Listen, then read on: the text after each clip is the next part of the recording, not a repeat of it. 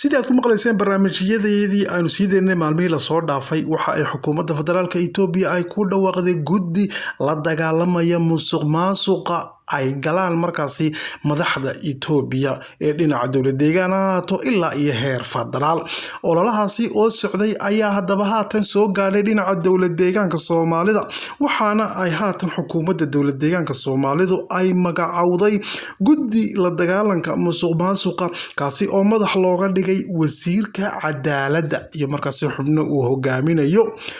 haddaba guddigan la magacaabay markaasi wasiirka cadaaladda oo isla xukuumadda ka tirsan uu madax ka yahay ayaa dadka qaarkood ay markaasi dhaliilo ka soo gudbinayaan oo ay leeyihiin isla dawladdii unba isbaaraysa markaasi guddi madax banaan baa loo baahan yahay bay sheegayaan dhaliilo ayaana laga soo gudbinaya haddaba dhinaca kale hawshu haatan faraha way ka baxdayba deegaanada qaar waxaana la sheegayaa in haatan shacabkii iyo dowladdu ay is eryanayaan sida aynu ognahay waxa uu ku dhawaaqay heer federaal markaasi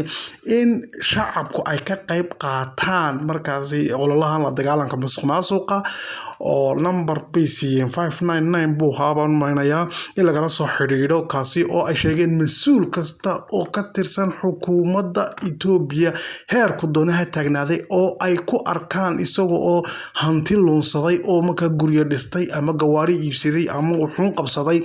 oo hantida ka dhistay dowladda in marka la soo wacyigeliyo shacabkana waxa loogu ballan qaaday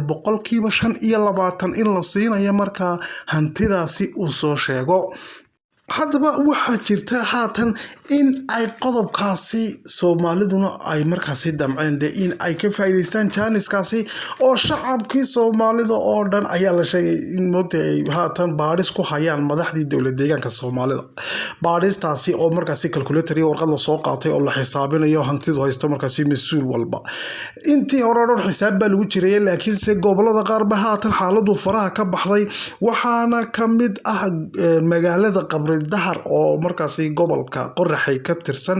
ayaa dhalinyaradii gadooday inama iyo hablabaha ahaadaan barnaamijyo waaweyn baa la dhigay kaasi oo ay kaga cabanayaan maamulka gobolkaasi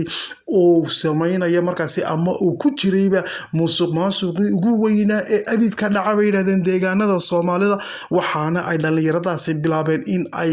jidadka gooyaan oo ay taayir gubaan oo markaa mudaharaad xoogan ay ka sameeyaan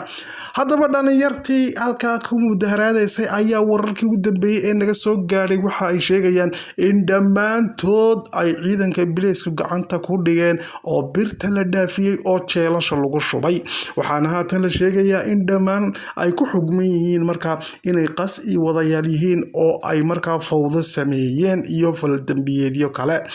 haddaba waxa haatan la sheegayaa marka in howlgalka socda ama nidaamkan haatan isla xisaabtanka ah shacabku markaasi uu soo wacyigelinayo dhinaca moogtay guddigan la dagaalanka musuqmaasuqa in ay keentay marka in ay dadka qarsi xun u turjuntaan oo moogtay mudaharaadyo fawdo la sameeyo yacni ma aha la yiri marka systemkii lagu soo ma garatay loogu talagalay lambar baa laga xiriiriyay marka guddiga musuqmaasuqa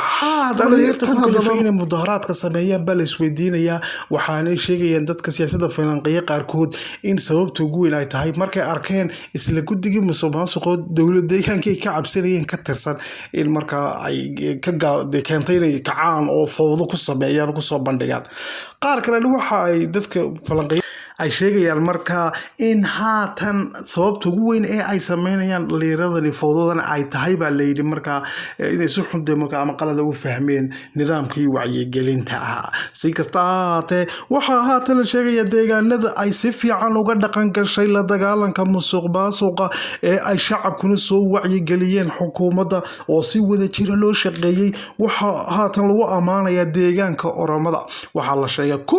1300 oo qof in markaasi dacwado laga soo gudbiyay oo markaa lagu soo oogay in ay musuqmaasuq galeen dhammaan mas'uuliyiinta lagu soo oogay dambiyada ayaa waxay kala yihiin qaar ka tirsan xukuumadda dowladda deegaanka markaa Oromada iyo dilaaliin iyo qaar kaloo sifo kale u fududeeyeen marka hanti lunsigaasi ay sameeyaan marka haatan waxa aad loogu amaanayaa dhinaca Oromada oo la leeyahay marka howlgalkii la dagaalanka musuqmaasuq si fiican buu ka socdaa waxaana haatan sidoo kale Addis Ababa la sheegay booliska Addis Ababa ay markaa jeel ka dhigeen mas-uul ka tirsan kuwa guryaha bixiya kaasi oo markaa la sheegay in uu lacag musuqmaasuqa isna qaatay oo markaa qof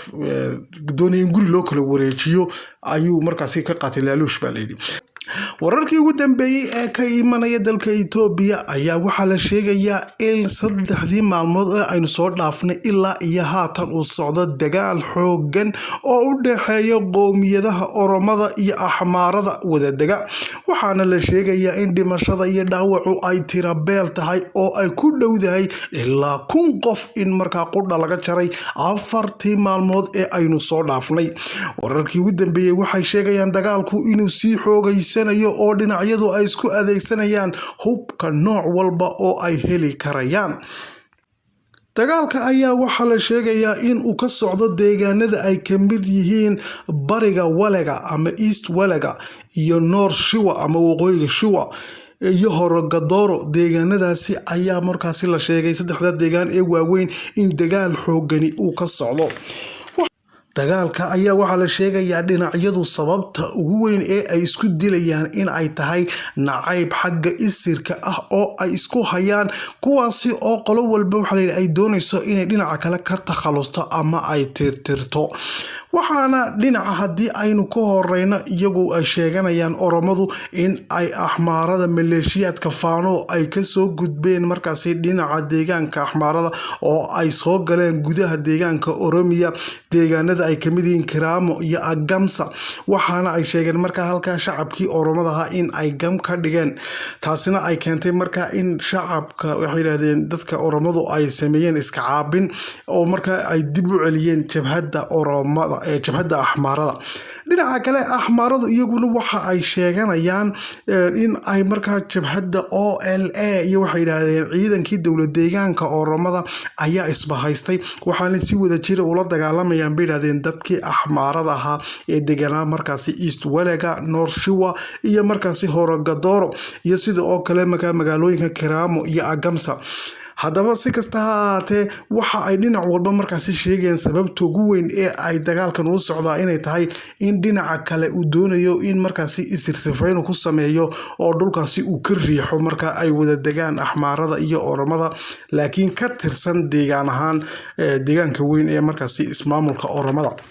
haddaba wararka qaar waxa ay sheegayaan in ciidamada federaalka Itoobiya ay soo kala dhex galeen markii uu dagaalku cuslaaday maanta kadibna ay xireen baa leeyay qaar ka tirsan ciidamada dowlad deegaanka Oromada oo dagaalamaya baa leeyay oo ay xabsiga dhigeen laakiin warkaasi dhinaca waxa sheegaysa warbaahinta Axmaarada. haddaba dhinaca kale Oromadu iyagu waxay sheegayaan in sababta dagaalka loo bilaabay ay tahay oo federaalku ay ka dambeeyaan oo ay doonayaan dagaal xoogan oo markaa jabhadda OLA ay ku qaadaan oo tan ay marmarsiye ka dhiganayaan bileeyin. haddaba dhinaca kale siyaasiga weyn ee saameynta leh ee markaa Jawhar Maxamed ayaa isna shalay toole qayladaan afka furtay sheegayna markaasi in haatan dagaalka socda uu yahay masiibo weyn oo haddii laga hortagi waayo wax laga qaban waayo wili keeni doonta colaadii ugu xooganeyd uguna dhimashada badnayd ee ka dhacday geeska Afrika. waxa uu Jawhar Maxamed ugu baaqay xukuumadda federaalku in sida ugu dhaqsaha badan leh ay ciidamo u dirto oo ay kala dhex gasho qolyaha dagaalamaya ee markaasi Axmaarada iyo Oromada.